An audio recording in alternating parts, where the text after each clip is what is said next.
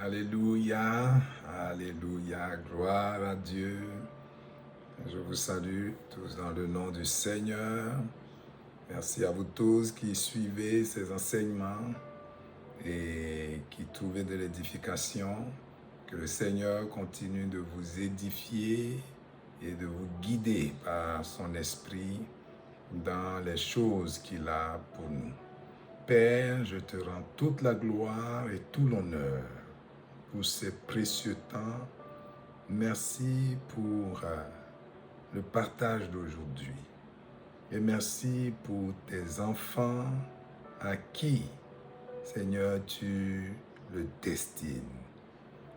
Sois ma source d'inspiration et sois celui qui enseigne ceux qui écoutent. Merci pour ta présence, Saint-Esprit, dans nos vies et dans les choses que nous avons à faire dans le nom de Jésus. Amen. Alors nous poursuivons avec le même sujet qui concerne le baptême du Saint-Esprit, être rempli de l'Esprit, parler en langue. J'ai parlé dans les sessions précédentes de ce que c'était baptiser et puis être abreuvé. Et on a continué en regardant le don du Saint-Esprit à la Pentecôte et le don du Saint-Esprit chez Corneille. Alors, je veux poursuivre là-dessus. Il y a d'autres sujets que je vais aborder. Je vais continuer à regarder, à étudier, parler des passages dans le Nouveau Testament qui nous parle du parler en langue, les fois où des disciples ont reçu le parler en langue, on le voit dans les Actes des Apôtres. Et puis aussi le grand passage de 1 Corinthiens chapitre 14. Nous allons parler par la suite aussi de l'utilité du parler en langue, parce que si le Seigneur donne le parler en langue, ça doit servir à quelque chose. Et la parole de Dieu en parle. Je vais aussi aborder quelques obstacles qu'il y a, qu'on voit, en même temps un peu les positions doctrinales, pas pour les défendre, mais juste pour parler de certaines choses, en parler et puis laisser chacun se laisser conduire par l'Esprit de Dieu suivant la parole. Il y a ce que nous pouvons présenter qui est un peu des études qui sont faites et puis qui suivent un schéma ordinaire d'études d'un sujet, mais il y a ce que l'esprit aussi peut communiquer. Et puis, si aujourd'hui dans l'Église, il y a plusieurs positions, c'est que le sujet est quand même compliqué sur le plan naturel, sur le plan intellectuel. Mais la vérité est quelque part là-dedans. Et la vérité se trouve dans la parole de Dieu. Pas nécessairement dans les interprétations qu'on en fait, mais souvent les choses sont assez claires dans la parole de Dieu, mais nous ne les voyons pas parce que nous regardons d'un point de vue intellectuel. Et quand nous laissons l'Esprit de Dieu nous inspirer dans ces choses, nous sommes illuminés. Et des choses que nous n'avons jamais vues paraissent devant nos yeux parce que c'est l'Esprit qui nous instruit et qui nous enseigne concernant les choses de Dieu. Alors, je vais continuer à partager aujourd'hui et si je dois donner un titre à ce que je vais partager aujourd'hui, c'est un peu notre réponse au don de Dieu. Quelle est notre réponse? Et quelle doit être notre réponse au don de Dieu? Donc, je vais continuer à partager certains éléments pour encourager ceux qui désirent recevoir ce don que Dieu a accordé à ses enfants. également continuer à donner des réponses à certaines questions, parce qu'effectivement, il y a plusieurs questions là-dessus. Et puis, j'ai eu aussi plusieurs questions pendant longtemps sans avoir nécessairement de réponse. Je lisais la parole, je voyais des choses, et puis ce que je voyais dans la parole, avec ce que je voyais peut-être autour de moi, dans la réalité de la vie des enfants de Dieu, bon, je n'arrivais pas à saisir plusieurs choses. Et c'est après que le Seigneur m'a permis de comprendre. Quelquefois, nous avons besoin de grandir dans certaines choses, d'apprendre un peu plus de Dieu pour que certains éléments soient compréhensibles pour nous. C'est comme quand tu étudies les maths, ben, tu peux être adulte, mais dans l'étude des maths, tu peux arriver à un certain niveau et d'autres choses dont on te parle ne te disent rien parce que tu n'as pas étudié plus longuement dans ça. Mais là, je parle de ça du point de vue naturel, du point de vue intellectuel. Également dans les choses spirituelles, le Seigneur nous fait avancer, nous fait grandir pour comprendre. Certaines choses peuvent être saisies tout de suite parce que nous sommes entièrement disposés à recevoir les choses de Dieu. L'un des éléments que j'ai mentionné dans les précédents enseignements qui touchent mon livre, il est aussi écrit, c'est le fait que ceux qui ont été les détenteurs de la loi, donc de la parole de Dieu au temps de Jésus, ont été beaucoup plus ceux qui ont résisté à l'œuvre que Dieu faisait au milieu d'eux et qui était le déroulement des prophéties qu'ils avaient sous leurs yeux et qu'ils étudiaient. Mais ils passaient complètement à côté parce qu'ils le regardaient, il avait compris d'un point de vue naturel ces choses-là et ils n'étaient pas en mesure de saisir ce que Dieu était en train de faire au milieu d'eux, malgré les miracles, malgré les prodiges, malgré les choses exceptionnelles qui s'accomplissaient dans le ministère de notre Seigneur Jésus-Christ. Alors, faisons attention parce que beaucoup d'études, de points de vue, etc., peuvent être des obstacles pour nous. Et c'est toujours bon de se remettre devant le Seigneur et de dire, ben, Seigneur, voici les points que ta parole me donne. Voici les interprétations que je lis de ceux qui m'ont précédé, peut-être de bonne volonté. Certaines personnes ont parlé de certaines choses selon ce qu'ils ont compris, mais ils ont été dans l'erreur parce que s'il y a plusieurs positions, c'est qu'il y en a qui sont dans l'erreur, il y en a qui sont dans la vérité. Mais la vérité se trouve dans la parole de Dieu quand le Saint-Esprit lui-même nous l'inspire. Donc, je vais continuer à regarder les Écritures tout simplement. Je veux préciser aussi, en même temps qu'on poursuit, que recevoir le Saint-Esprit et parler en langue n'est pas ce qui fait, parler en langue n'est pas ce qui fait de nous un enfant de Dieu. Ça, je veux que ça soit clair. Nous sommes d'abord enfants de Dieu avant même de pouvoir recevoir ce don. Et comme Jésus l'a dit, on ne met pas du vin nouveau dans de vieilles outres. Donc, ce nouveau vin a besoin d'outres nouvelles. Et nos outres sont nouvelles lorsque nous naissons de nouveau, que nous avons un nouveau cœur. Alors, le vin nouveau, qui est l'Esprit de Dieu, qui vient et qui, comme le vin, peut provoquer des situations qui semblent aux yeux de ceux qui regardent sur le plan naturel comme des gens qui sont ivres, ce qui s'est passé à la Pentecôte, le Saint-Esprit, le vin nouveau, justement, va produire des choses qui vont donner, peut produire des choses qui vont donner cette impression. Mais quand on se rapproche bien, on se rend compte que ces gens-là ne sont pas ivres. En réalité, c'est la promesse de Dieu qui est en train de se réaliser sous les yeux des gens. Donc, l'autre chose que je veux préciser, c'est que la marche de l'enfant de Dieu est spirituelle.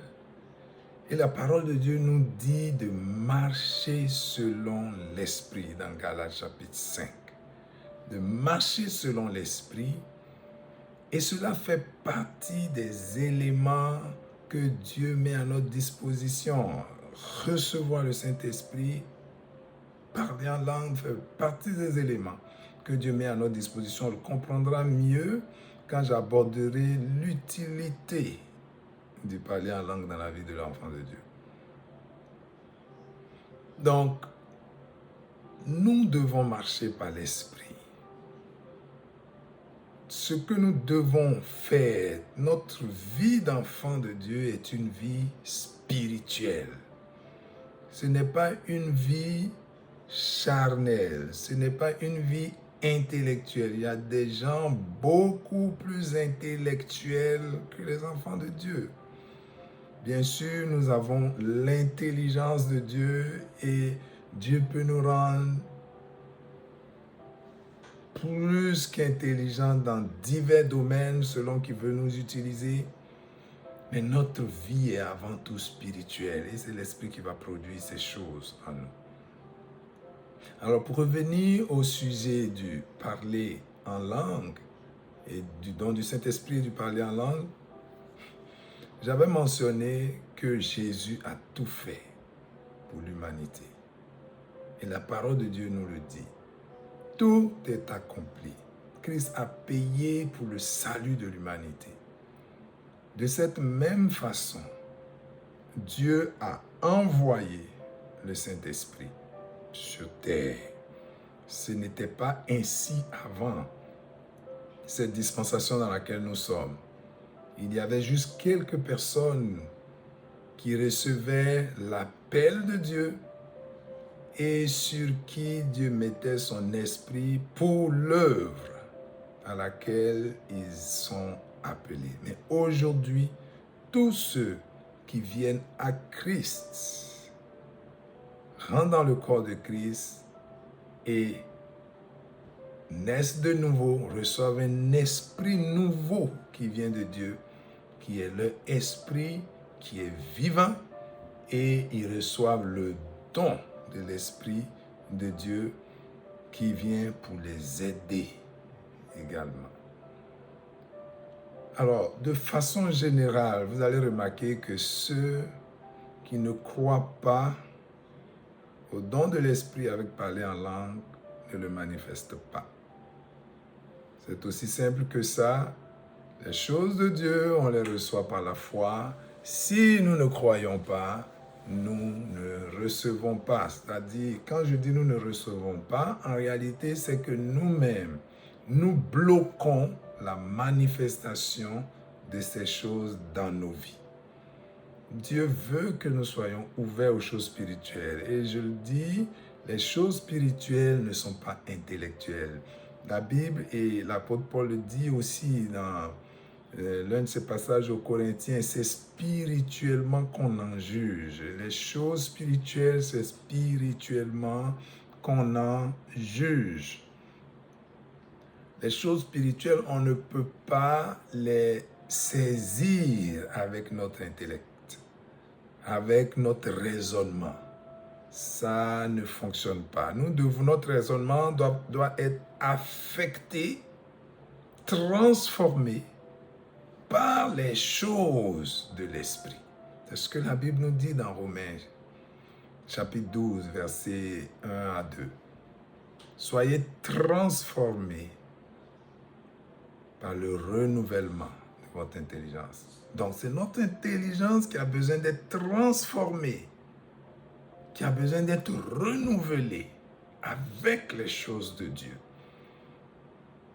Cette intelligence qui n'est pas renouvelée ne va pas saisir les choses de Dieu. Il faut que nous les regardions du point de vue spirituel, c'est-à-dire que nous prenons pour vrai ce que la Bible dit et après, nous soumettons notre compréhension à cela et nous pouvons recevoir les choses qui en découlent. Donc ceux qui ne sont pas enseignés sur ces choses ne le savent pas et ne le désirent pas non plus. Ils n'y aspirent pas,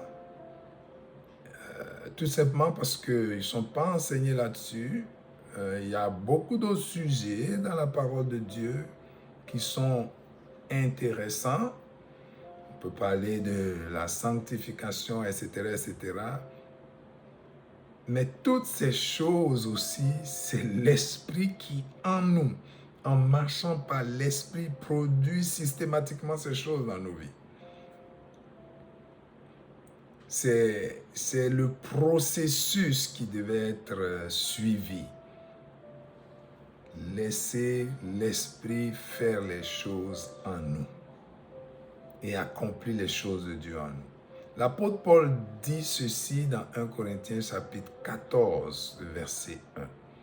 Aspirez aux dons spirituels, surtout à celui de prophétie.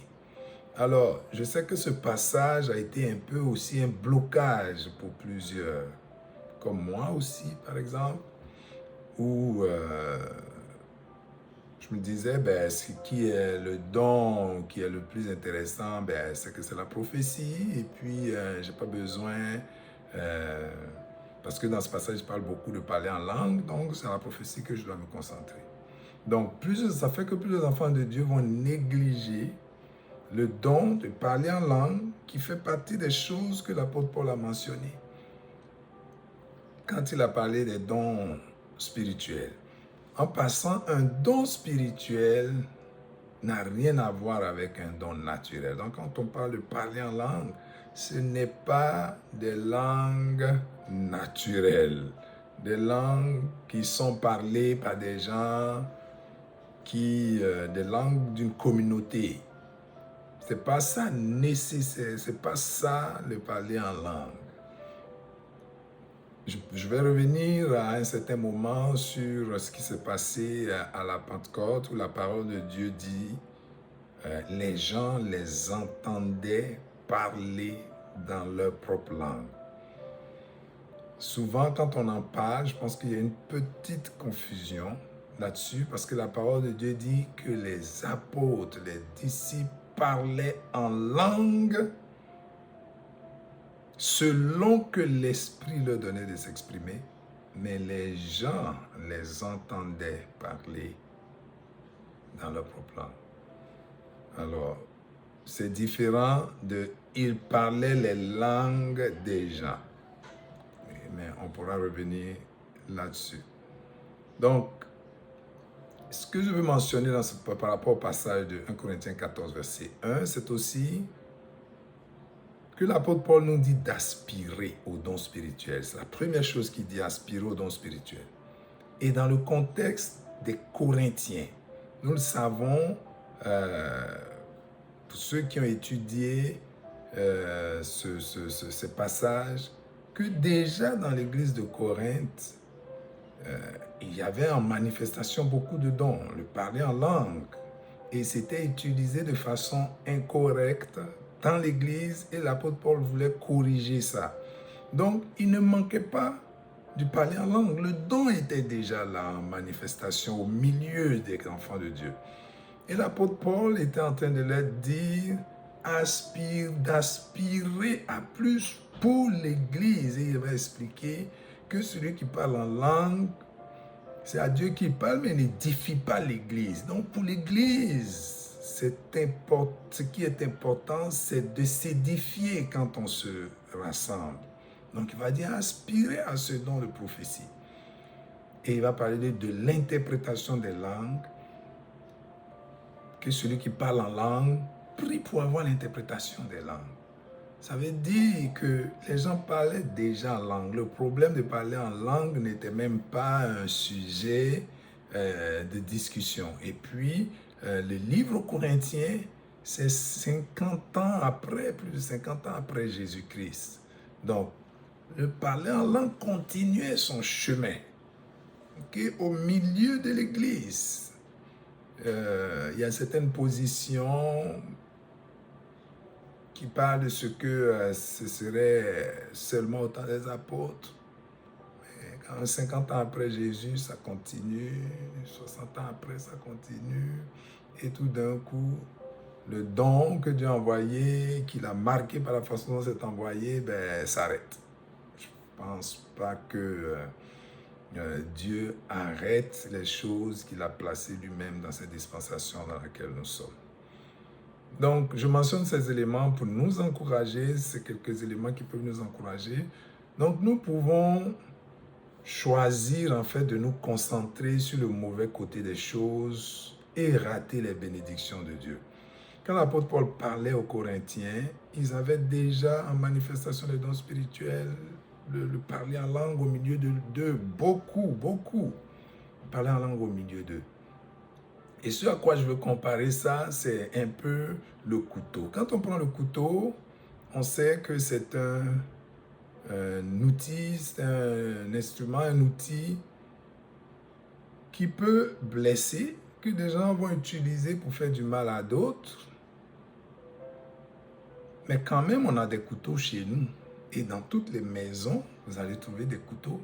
Parce que le couteau est utile, très utile dans la maison. Même s'il y a des gens qui vont l'utiliser pour agresser d'autres. Donc on va trouver des couteaux dans toutes les maisons. Parce que c'est utile. Alors, on ne va pas refuser d'avoir un couteau chez soi. Parce qu'il y a des gens qui l'utilisent pour agresser d'autres. Donc, le couteau est utile, le parler en langue, le don de l'esprit sont utiles pour la vie de l'Église. Il ne faut pas regarder le mauvais côté, du mauvais usage qui fait que l'apôtre Paul amène un cadrage pour refuser le don de Dieu. C'est un don qui vient de Dieu. Et moi, personnellement, mon déblocage est parti de là. Avoir la révélation que le parler en langue fait partie des dons spirituels. C'est un don que Dieu accorde. Il le donne. Alors, si ça vient de Dieu, ça doit être quelque chose d'intéressant, quelque chose d'important. Quelque chose, tout don parfait, toute grâce excellente nous vient du Père des Lumières. Alors, ce qui vient de Dieu, c'est excellent.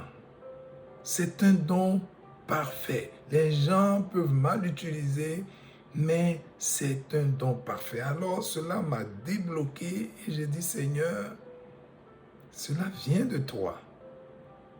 Alors même si je ne comprends pas tous les aspects, que je ne savais pas toutes ces choses que je partage avec vous, j'ai dit au Seigneur, cela vient de toi, je sais que cela vient de toi, alors c'est que ça doit être vraiment bon. Alors, si c'est pour moi, à partir de maintenant, je me dispose pour le recevoir moi aussi. Alors, conduis-moi pour que je le reçoive. C'est cela qui a provoqué l'ouverture de mon côté, personnellement, et qui a permis au Seigneur de me permettre de recevoir ce don. Alors, pour ceux qui sont intéressés, comme je dis, c'est des encouragements que j'envoie aujourd'hui pour savoir que si vous avez soif de ces choses, l'Esprit de Dieu va être là pour vous. Il y a ce passage qui dit, si vous qui êtes des hommes, vous savez donner de bonnes choses à vos enfants, à combien plus forte raison le Père, Dieu, ne donnerait-il pas le Saint-Esprit à ceux qui le lui demandent? Alors nous pouvons être rassurés que si nous le demandons à notre Père, que notre cœur est ouvert, que nous enlevons les blocages, que nous voyons cela comme quelque chose d'excellent qui vient de Dieu. L'Esprit de Dieu va faire le travail, va nous guider. Alors nous allons continuer à regarder les façons dont les disciples l'ont reçu. Tout cela va aider à préparer le terrain et puis à nous aider, où que vous soyez, à le recevoir chez vous ou d'une autre façon dont les disciples l'ont reçu. Soyez encouragés et bénis par ces paroles dans le nom de Jésus. Saint-Esprit, accomplis ton œuvre dans la vie de tes enfants. Merci d'agir dans les cœurs de chacun. Tu lis la soif qu'il y a dans les cœurs et tu sais ce que tu veux apporter. Pour ceux qui le désirent, Seigneur, je n'ai aucune inquiétude. Tu leur donnes de le recevoir, aussi simplement que cela peut venir. Merci pour ta grâce dans le nom de Jésus. Amen.